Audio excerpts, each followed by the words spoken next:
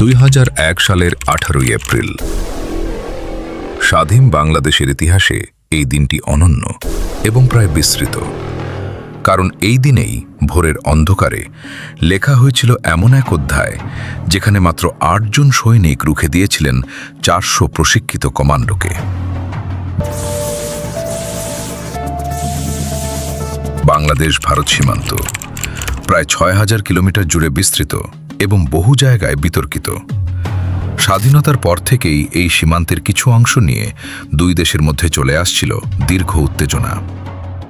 সিলেটের চৌকিগঞ্জ থানার ছোট গ্রাম পাদুয়া, মানচিত্রে এটি বাংলাদেশের ভূখণ্ড, কিন্তু বাস্তবে দীর্ঘদিন ধরে এলাকাটি দখলে রেখেছিল ভারতের সীমান্তরক্ষী বাহিনী বিএসএফ।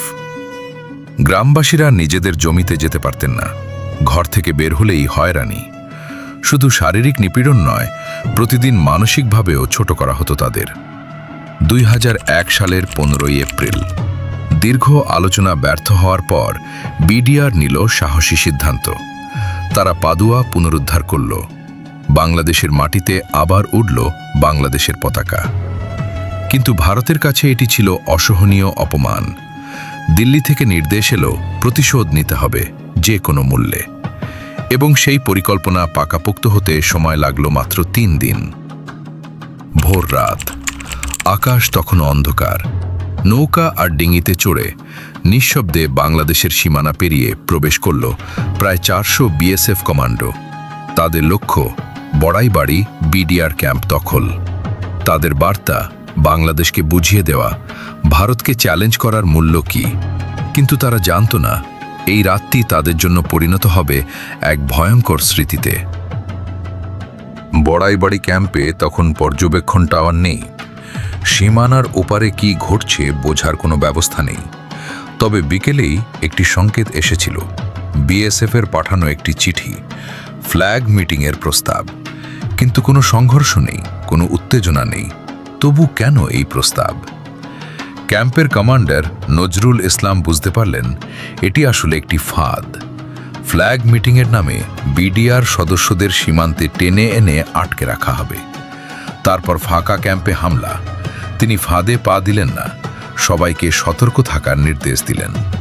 ভোর 4টে ধানের ক্ষেতে পানি দিতে বের হয়েছিলেন এক সাধারণ যুবক, মিনহাজউদ্দিন। হাতে লণ্ঠন, পায়ে মাটির পথ। হঠাৎ চোখ আটকে গেল।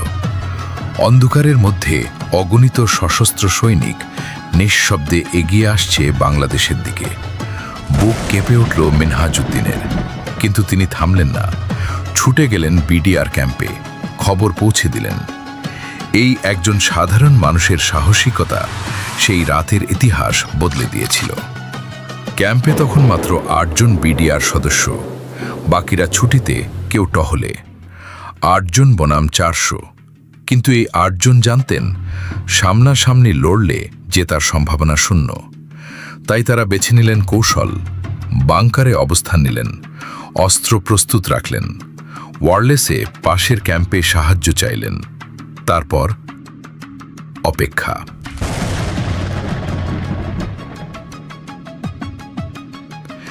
বিএসএফ শুরু করল গোলাগুলি, টানা 10 মিনিট একটানা।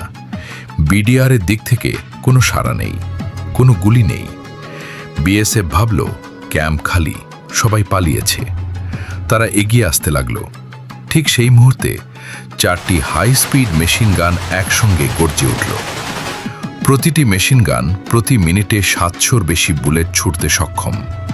বিএসএফ হকচকিয়ে গেল, দিগ্ভ্রান্ত হয়ে ছুটাছুটি শুরু করল। একের পর এক সৈনিক মাটিতে লুটিয়ে পড়তে লাগল। ভোরের অন্ধকার ভেদ করে সীমান্তের মাটি রঞ্জিত হল রক্তে।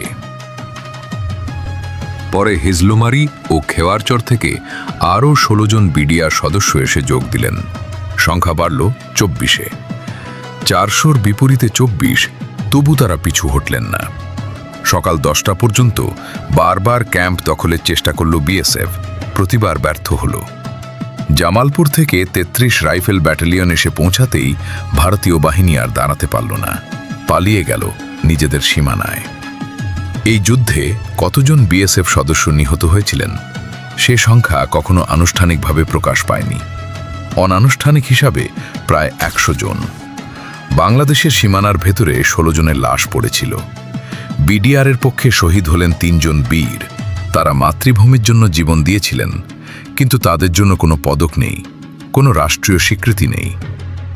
ক্যাম্প দখলের স্বপ্ন নিয়ে যারা এসেছিল তারা পালিয়ে গেল, আর যারা মাত্র 8 জন হয়ে দেশ বাঁচালেন তারা আজ বিস্মৃত। বড়াইবাড়ির এই যুদ্ধ শুধু একটি সামরিক সংঘর্ষ নয়, এটি সাহসের গল্প, মনোবলের গল্প আর অকৃতজ্ঞতার গল্প। একজন সাধারণ কৃষক যুবকের লণ্ঠন সেই রাতে পথ দেখিয়েছিল। 8 জন সৈনিকের বুলেট সেই রাতে দেশ বাঁচিয়েছিল, কিন্তু ইতিহাসের পাতায় তাদের ঠাঁই নেই। এটাই কি তাদের প্রাপ্য ছিল?